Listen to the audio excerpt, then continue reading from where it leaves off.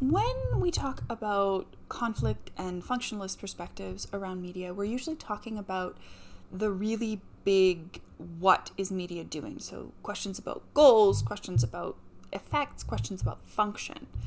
Not necessarily only in functionalism, but like what is it doing and what are the effects of that? When we talk about interactionist perspectives on media and on lots of other things, the focus is a lot more on questions about how, in terms of in like a micro level, like individual interaction kind of level, what is media actually doing to create any of the effects? So there's a lot of sort of questions about like, how are we creating those effects about harmony? How are we creating those effects around sort of getting people to buy into consumerism? Interactionist perspectives emphasize that sort of process piece. And one of the ways that they do that is through framing.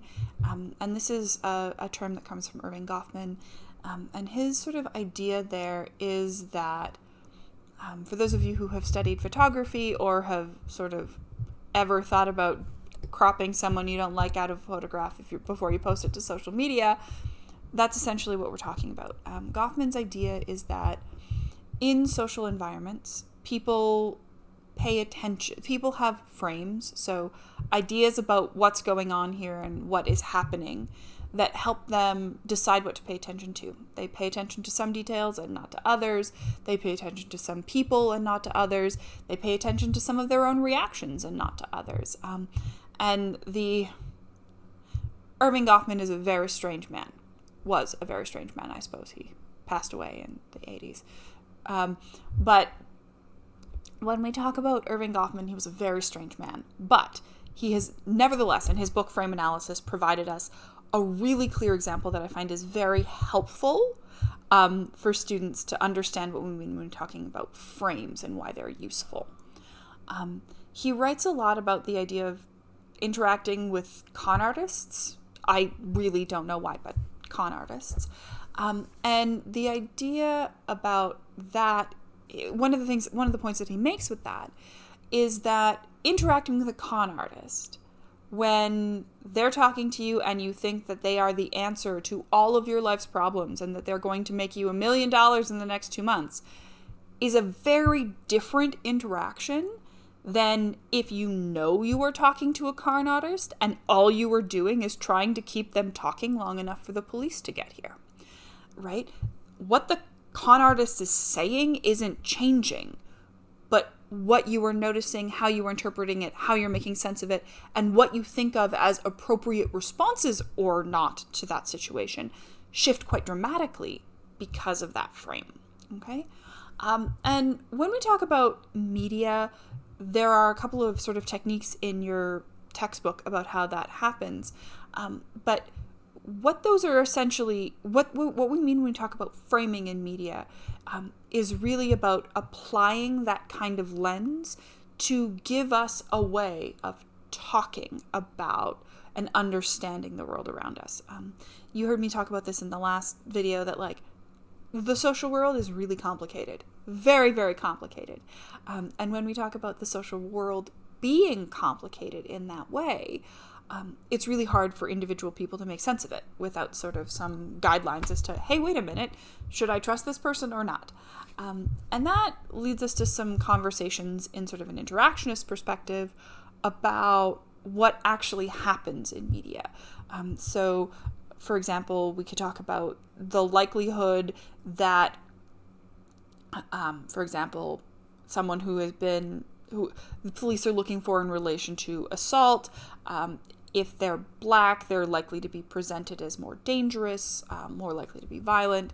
And that kind of framing carries over, right? It shapes how individuals think about people of color in our society. There's a reason, right, that you wind up with George Floyd dying at the hands of a police officer and white men die at the hands of police officers far less often.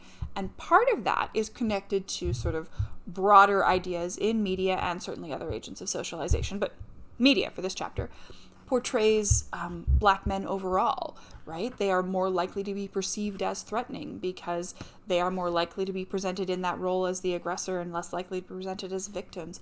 All of that stuff is really, really important. And so when we talk about how things are framed, the facts, right? The number of people who are affected, the size of an investment, or the number of jobs lost, like whatever you want to talk about, those facts might stay very much the same. The framing is the question about whether we should treat this as good or bad, whether we should treat this as normal or extraordinary, right? Is this like part of a larger trend that's going to keep going, or is this something that is an aberration? Is it really different from what we are expecting? Is something, plausible or not plausible, right? Like, is this a story that we should consider like typical, not typical, any number of things like that. And connected to that, you also carry an idea of how important a given topic is. And that topic we need to define pretty broadly. It could be an issue, it could be an event, it could be a group of people, it could be any number of things. But that is also a question, right? If you think about, and this is sort of when we start talking into, we'll talk about this a little bit more when we talk about race, and we talk about gender, and we talk about all those other issues, but what does it mean in a sort of context when we have a lot of films and a lot of media, sort of broadly speaking, that don't pass what we call the Bechdel-Wallace test? And for those of you who are not familiar with the Bechdel test, or the Bechdel-Wallace test as it is more properly referred to, the Bechdel test is about a piece of media, usually fiction, but will pass the Bechdel-Wallace test if it meets the following criteria. It has at least 2 female characters with names who talk to each other about something other than a man. Okay? That's a pretty low bar. If you think about all of the things that you might reasonably have a conversation with someone about, even that, if that is like, hey, what are we having for dinner tonight? That is a conversation that is not about a man. But there are a surprising number of films that don't meet that standard. For those of you who are wondering about that from a racial perspective, there's also something that they refer to as the Blackdell test, which is essentially the same thing, but 2 characters of color with names who talk to each other about something other than a white person. And one of the things that we have to talk about when we talk about that from like an interactionist perspective is that the lack of those voices helps to communicate and socialize and frame largely the experiences of minorities, whether we're talking about women or we're talking about people of color, as not really all that important to understand, right? That we don't necessarily need to understand how women or visible minorities make their own choices and create their own outcomes, because when you see them in media, they are largely framed and understood as supporting characters in the story of largely a white man. And that sort of reinforces a lot of social ideals, but the sort of interactionist perspective takes it down to a question of how it is doing that. There are sort of functionalist perspectives that you could talk about in terms of how do you teach people to obey the law and that kind of thing. There's an argument that that's largely what crime shows are doing, that they're teaching people to obey the law because in a procedural drama, right, like a crime procedural, they always catch the bad guy and the bad guy goes to jail, right? So there's a reinforcement there about sort of punishment. So when we kind of talk about those pieces, this is sort of a more postmodernist, feminist perspective on media, but we have to recognize that many of the representations of women, of other minorities, in most forms of media are quite stereotypical. So this is why, and this is sort of a touchy subject, but this is why many of you can probably tell if a character on a television show is attracted to people of the same sex or gender just because of the way their voice comes out. Just because of sort of like, and you don't necessarily have to ever see them with the same sex partner or to like have them say anything about that.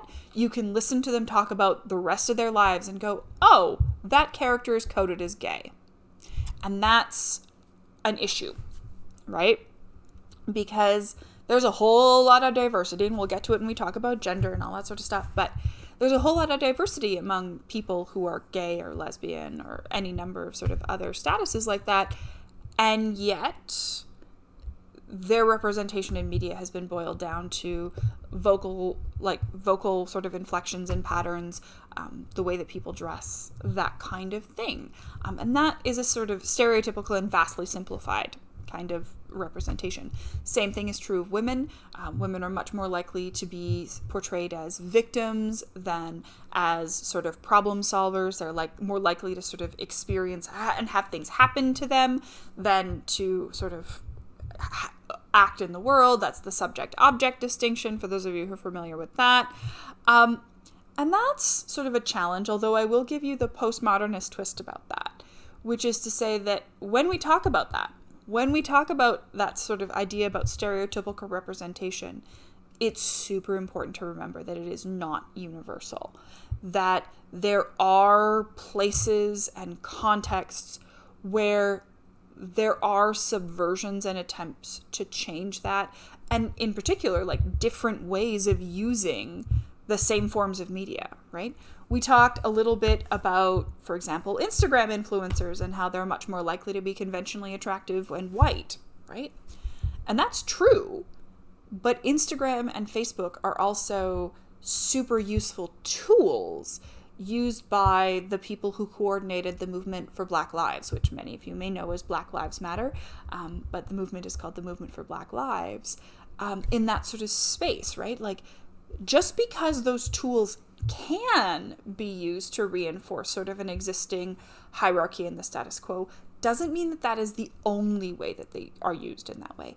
And sort of postmodernism highlights that those things always exist in tension, that yes, there are often forces in the media that are reinforcing the status quo and trying to keep everything the same way it was. However, there are also always uses of the media in particular ways to challenge those same narratives. So your textbook talks about, for example, the use of Twitter by Indigenous journalists to talk about raising awareness about the stories sort of coming in their community that challenge those existing stereotypes, right? In the same way that we could talk about Indigenous, like that we talked a little bit about how women are portrayed, there are often very stereotypical perceptions and portrayals of Indigenous people in the media, which are not a complete and accurate representation of their communities. It's just that the way that the framing works, the stories about Indigenous people in an opioid crisis are easier to write and often easier to find sort of in mainstream media than stories about sort of how Indigenous people are negotiating language rebirth and stuff like that, because those ideas are more complicated and by and large they don't sell as many newspapers. But as far as it goes, there's still sort of some potential to use those same tools of Facebook and the ability to sort of send things out digitally, as we sort of talk about reinforcing the status quo, as also being places of challenge. And that's the postmodern statement, right? If you go back to our earlier videos on postmodernism, you'll remember me saying that postmodern theorists argue that nothing is ever simple. It's never a simple story. And when it comes to media, that means that the forces that try to maintain the status quo and the forces that try to change the status quo are always both present. They're always there simultaneously. You can't separate one from the other. So that's a brief introduction, I guess, on sort of some media theory. There's lots more possibilities there, but I will see you guys on the discussion boards for that.